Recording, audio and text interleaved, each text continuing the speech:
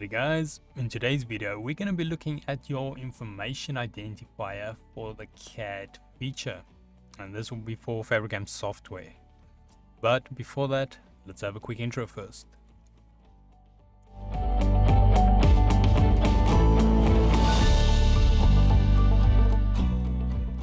So today's video can be found on softwaretraining.co.za.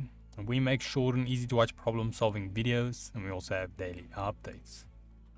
If we head into the program here, so now just a reminder, this is a mini series on the navigation of the CAD. So I'm going to open up a CAD here. We've already looked at our navigation widget, our 3D widget, and now we're going to be looking at the information identifier. Now this is a very handy feature if you're not sure what's what in the sense of the workflow and so forth. It can sometimes be helpful, not always, but it is definitely worthwhile using this.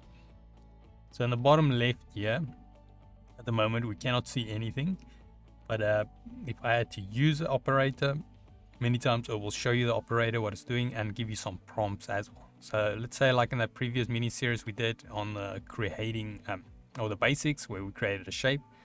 Let's say if I click on the rectangle here, you will see now here at the bottom it tells us rectangle. So we've got an idea. Okay, cool, that's busy happening. Let me just move the zoom to another monitor.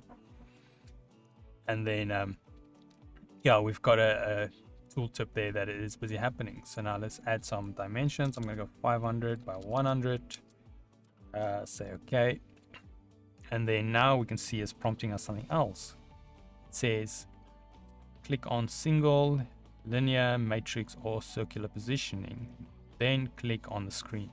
So it's kind of given us a prompt here of what to do next, which is nice. So we know now, okay, it says we must click on one of these. If you hover with your mouse, you can see the names of them. So if you're not sure what it's talking about, you can hover on these icons.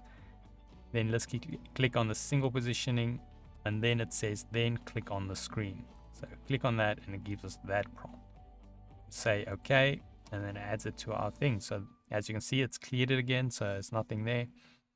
And yeah, so this is very handy little feature. If you're getting stuck, consider looking there. Maybe it's prompting you something that you are missing, or so forth. So like I said, it's going to be a very handy thing. Once again, just a recap, it will show you relevant information about where you're going and what could be done. But yeah, otherwise, before we head on to the next video, if we go to softwaretraining.co.za, you guys will notice we've got a variety of different softwares we do cover, and you can also isolate your search on the top right. If you do not, however, find the training videos you're looking for, just simply go here, request the training video, fill in the mini form, and then we'll do our best to try and make that for you. But otherwise, thanks guys for watching, and cheers.